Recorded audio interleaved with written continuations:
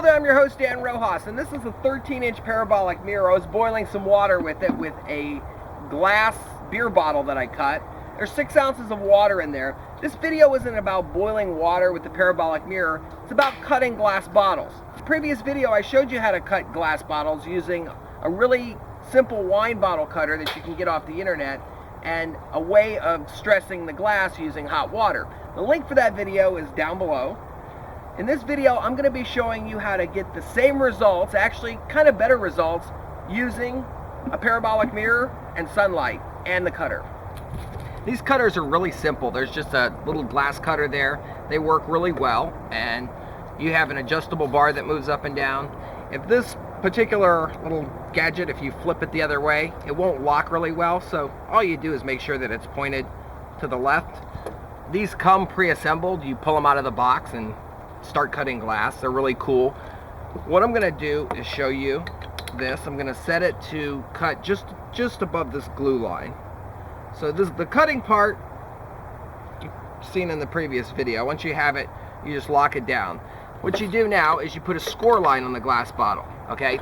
To do that, you don't want to overscore the glass. If you do it too many times, you're going to have a rough edge.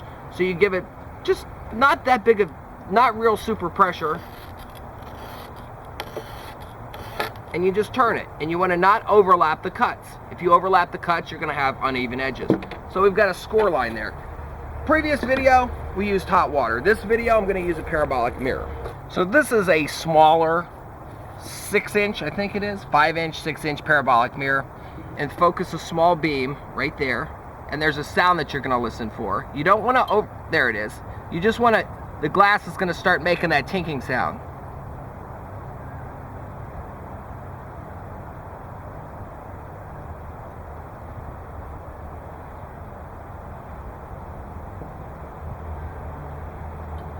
You don't want to overstress the glass. It's a good idea to wear eye protection when you do this.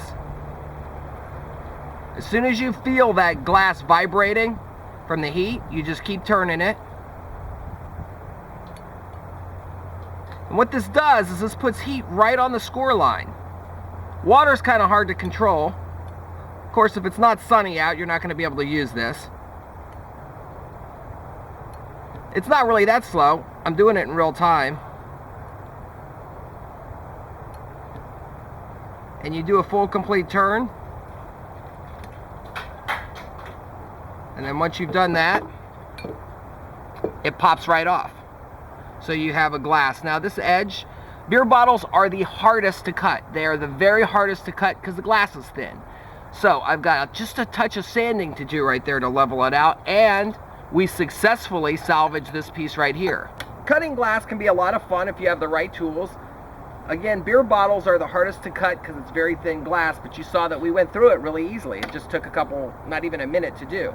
I have information on my website for this and also for the parabolic mirrors. I'm your host Dan Rojas. Thank you for watching and enjoy our videos.